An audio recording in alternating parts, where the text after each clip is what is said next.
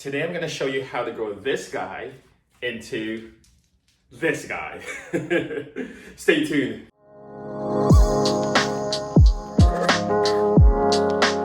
Hey guys, what's going on? Welcome back to my channel. In today's video, we are going to talk all about my Pilea Peperomioides and answer a lot of common questions I often get about this plant.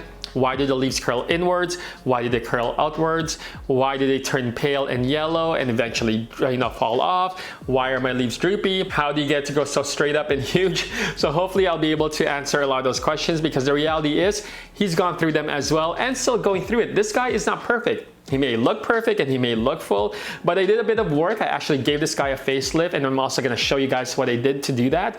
But for those of you guys looking for a detailed video on how I care, repot, and propagate this plant, I have done those in the past. I'll link it in the description below or link it in these cards, so you can definitely check that video after. But for a quick summary on how I care for this guy, I've had this guy for about 3 years. When I first got him, he literally was this big. Yeah, that's how big he was. And in the course of 3 years, he's obviously grown pretty quickly and pretty huge. And you guys have watched him grow up with me. But when it comes to lighting, I do have mine in a south-facing window. It's the only lighting I get, and I have him pretty close to that window. You know, I think when he was small, I had him maybe about like 3 feet away. And as he got bigger, he's definitely like really close to it, like literally pretty much against the glass there. So he gets a ton of bright indirect light and even a couple hours of direct sunlight. And I do think lighting is a big factor in how fast your Pilea grows, how big it can grow, and how healthy it can get. But it can also, stress your plant out. So you just gotta be mindful that you don't give it too much light. Now, when it comes to watering my Pilea, I actually use filtered water. I use my Brita pitcher, and instead of tap water. And the reason for it is because tap water creates a lot of holes in your leaves, and it just kind of creates a lot of that damage. So that's what I noticed when it comes to using tap water. You can use distilled water or even rainwater, which I think is better than like filtered water, but I only have a Brita, and for the most part he's happy with my filtered water. The key thing when it comes to watering is making sure that water drains through, because you do not want this plant sitting in wet soil or having that water clogged in there, because it is going to create root rot and eventually it's going to die on you. Now, when it comes to the soil mix I use for my Pilea, especially when I repotted this one, is I use my go-to soil mix, which I use for most of my common houseplants. That is just pretty much 50% regular potting mix, 45% cacti soil, and about 5% perlite or pumice to add extra drainage in the soil mixture. And he's pretty happy in that type of mixture. So yeah, that's pretty much what I use. And when it comes to repotting your Pilea, I do recommend you repot it during the spring or summer months, and only one size up. So for example, I had to move this guy from a 4-inch when I first got him to a 6-inch, and then a 6-inch to an 8-inch, and then 8 to this now 11-inch or 12-inch container. And because at that time he was really huge and massive, so it does also depend on the size of your plant. They do like to be a bit crowded, but there's a point where they're gonna outgrow that pot size. They're gonna dry up pretty quickly. The babies are gonna shoot out. You're gonna see more babies and roots than there are soil, and that's when you know it's time to repot. Now let's go ahead and start answering some of your common questions. One is obviously yellow leaves, especially at the bottom, and then on top of that the leaves are curling upwards, so that looks almost like a cup. Those are usually signs that you are overwatering your plant, and overwatering doesn't mean that you're putting too much water. It also means just it's not draining through properly. Your soil is probably really heavy and compact, so you want to be mindful that you do have extra drainage in your soil mixture, in addition to making sure that when you are watering your plant that you allow that water to drain through. So if you are noticing that one, cut back on your watering and aerate your soil just to make sure water and air can kind of flow through your soil mixture. Now, sometimes you're going to notice that you're going to have pale and yellow leaves at the bottom. You see here right now with this mother plant just above the babies, there's a lot of pale and yellow leaves. They're still attached to it. They're not dropping. This has been pale and yellow for a while, and that's because it's a lack of nitrogen that this plant is getting.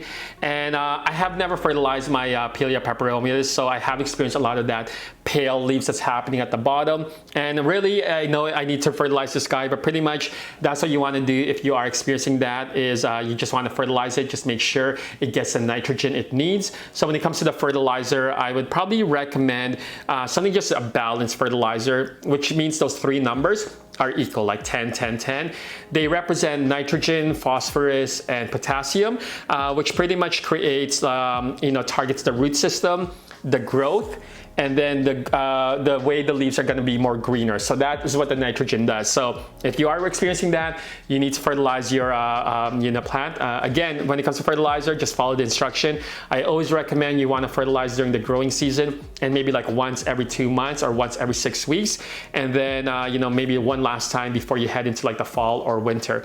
But yes, that's what it means when you are getting a lot of the pale and almost like yellow leaves at the bottom, but it's not necessarily dropping, which is kind of weird because normally you would think that pale and yellow means you're overwatering and the leaves are going to drop. So that's how you can tell the difference, if that makes sense. Now the next question I get are, why do the leaves curl inwards? So you guys can see here, I got a few leaves that are curling inwards, which is opposite of the upwards that's shaped into a cup. And that just means your plant is getting way too much light. It's a bit sun stressed right now. And it makes sense. I have this guy literally close to my south-facing window, gets a ton of bright light, even a few hours of direct sunlight. So he's got a few of those curling leaves that's inwards. And honestly, I don't mind. I know a lot of us are asking the questions, how do I get my plant to look so perfect? But the reality is your plant will never be perfect. So don't stress yourself out with it. I try not to. As long as this one is producing new growth at the top and around its babies, then I'm okay with it and he's happy, right? So I try not to stress myself out about it, but at the same time, those are signs that your plant is looking for something or wanting something different. So still pay attention to it, but just be aware of what the reasons are or what's causing your plant to do that. Now, the other questions I often get are pores on your leaves or holes. And like I mentioned, they are sensitive to the type of water you give them. That's why I started switching from like a tap water to a filtered water, is because when I use tap water, it would create a lot of those holes on the leaves. And, so preferably these guys probably want more distilled or rainwater, but distilled water is expensive. And rainwater, if you have like a rain water collector system outside, that's great, which I thought I wanted to do this summer, but maybe we'll do that next summer. But yeah, so the next question I often get is, how do you get this guy to grow straight up? The key when it comes to growing your Pilea straight up, and I started training this one when it was still a pup, is I would rotate it like a quarter turn every other day, because I only have my light in one side of the window.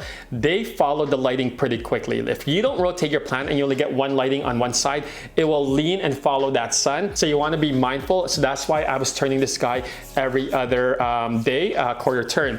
Now, there was a point where I traveled and it didn't turn for a week and it has this lean. So I'm struggling to kind of just try and, bring it back. But obviously the bigger it gets, the harder it'll get to kind of keep this guy straight up. I did put a bamboo pole here, not because they need something to climb on, but because I wanted additional support, because I knew this guy was going to grow really tall and big and I didn't want it to be top heavy. So I use it as additional support so that way it's not leaning so forward down.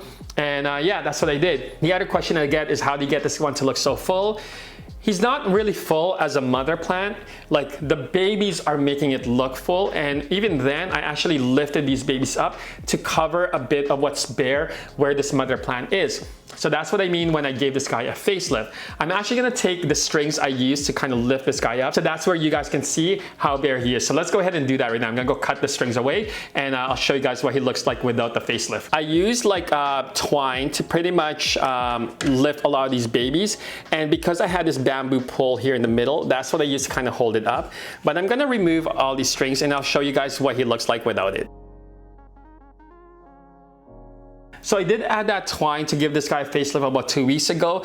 And even after removing it, I already noticed that it pretty much trained itself to hold itself up. Before I did the twine, it was really low with all these babies, but now you guys can see it kind of held itself up. So that's the reason why I added that twine. But I'm gonna add it again to kind of just show you what I did to do that. But pretty much that's what I did to kind of give it a facelift, is I would get some twine or some strings and I would find, like, say this baby. Or this is the one that I originally had. This was a heavy baby right here. Let's see. Yeah, so I actually just wrap some twine and try to find like a base that's safe where it's not gonna knock off any leaves. So I'll just pretend to wrap it here. It's gonna be hard for you guys to see, but pretty much that's what I just did, is I just put it around a main stem and then I kind of just like pull it up. And because I have this bamboo, I tied it around the bamboo. That's pretty much what I did. And And I did that around to a few of these guys just so that way it kind of just looks full. But I noticed there's a lot of babies growing in the middle here, so I might not need to do this for very long, but for the most part, let me just tie this guy up, and then we'll do that around the entire plant. But yeah, so that's why he looks full, but you know, like I said, if I didn't do this facelift originally, this would be really bare here in the middle that you guys can see. Alright guys, so that's pretty much what's happening with my Pilea Peperomioides. Hopefully I was able to answer some of your questions, and again, the one thing to keep in mind, your Pilea is not going to be perfect. Don't stress yourself out because it's not perfect. It doesn't have perfect leaves. Just as long as you're aware that what they mean when it comes to the leaves curling inwards or curling outwards. And again, for the most part, if they're showing new growth, they're happy, they're healthy, you got a pretty cool plant, so don't worry about it. Other than that, hopefully you guys enjoyed this video, and we'll see you guys in the next one. Peace.